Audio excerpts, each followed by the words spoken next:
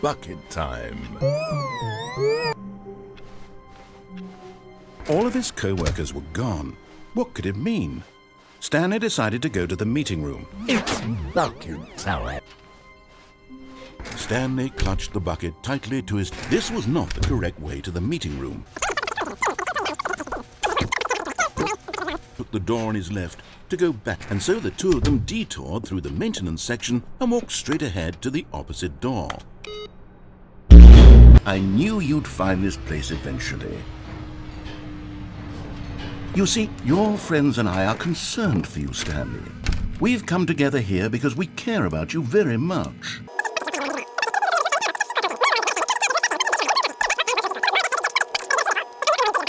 With it. Don't you want another story involving the adventure line? We could make the adventure line go somewhere new. Yes, whee! Look at that wacky line. Who knows where it'll go off to next? Oh, and it played some silly music as well.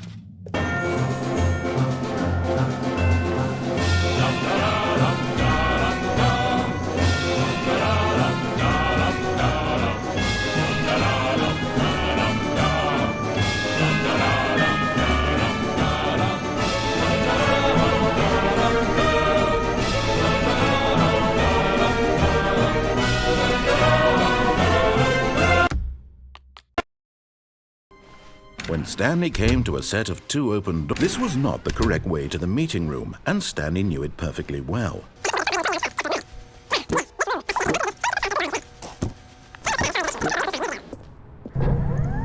Look, Stanley, I think perhaps we've gotten off on the wrong foot here. I'm not your enemy, really, I'm not. To put your work aside, to let her back into your life. She's been waiting. That's so Stanley. Oh, no, you can't... Did you just unplug the phone? No, that wasn't supposed to be a choice. How did you do that?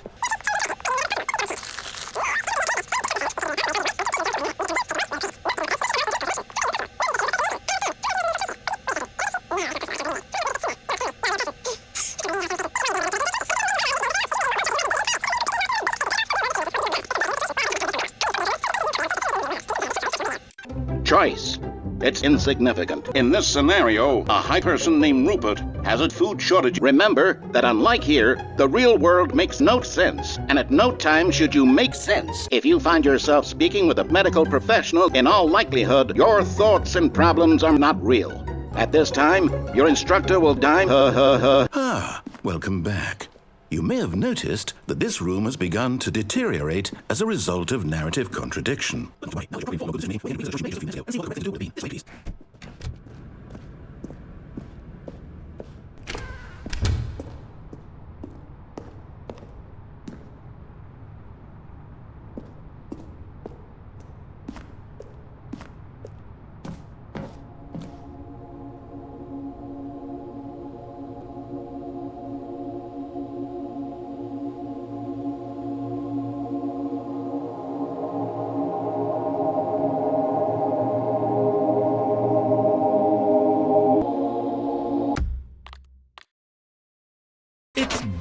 Stanley clutched the bucket tightly to his chest and entered the door on his left.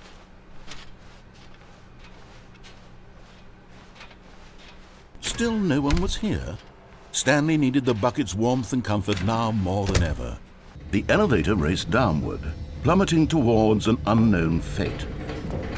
But here was the proof. The heart of the operation. Controls labeled with emotions, happy or sad or content.